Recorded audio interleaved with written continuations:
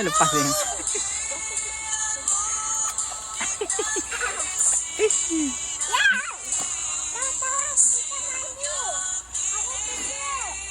Kakak jalan pergi sana kakak.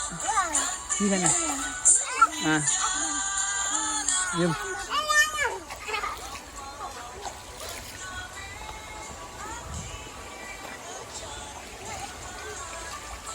Jalan kat air lah. Pelan-pelan. Pegang Anum, pegang tangan Anum. Jalan pelan-pelan. Dekat pasir sana.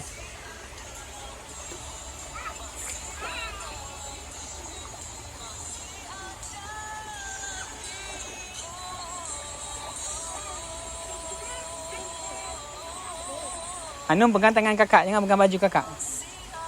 Pegang tangan. Kalau jatuh pun tak apa, mandi terus. Tak payah pegang lah masing-masing. Terus kakak sana. Ada air terjun tu. Boleh ke pergi? Boleh.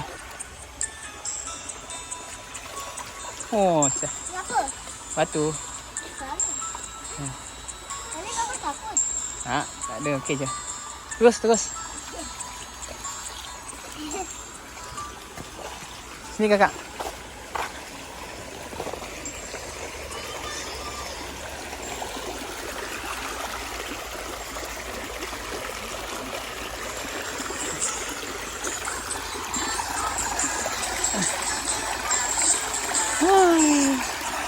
Okey, pelan-pelan.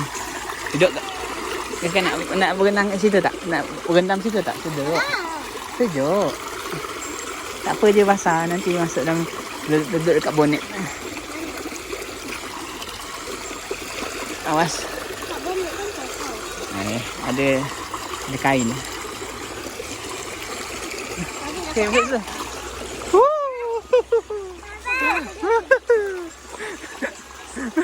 Sejuk kan? Rendam tu sek. Duduk dek. Duduk sini nanti ada air kat belakang. Sedap. Turun dek. Duduk dek. Tak apa, basah tak apa. Main air tu. Kuat tu.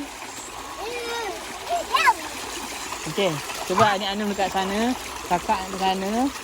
Seorang ambil satu daun, lomba siapa dulu sampai dekat sini lah. Cari daun yang boleh tengok.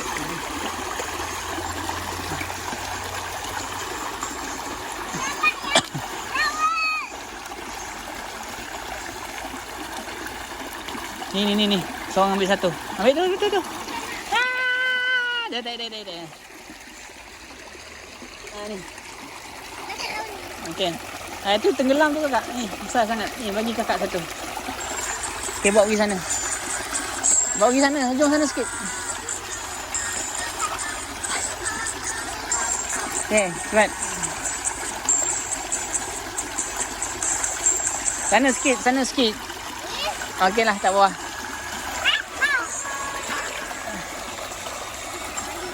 Mandilah. Pelan-pelan.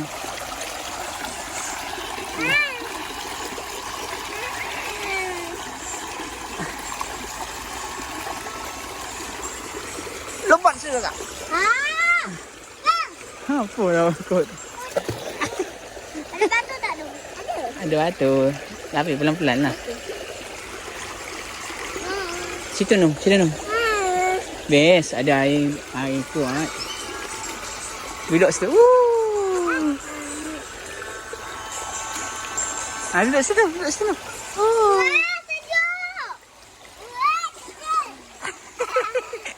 Tak apa, basah tak apa.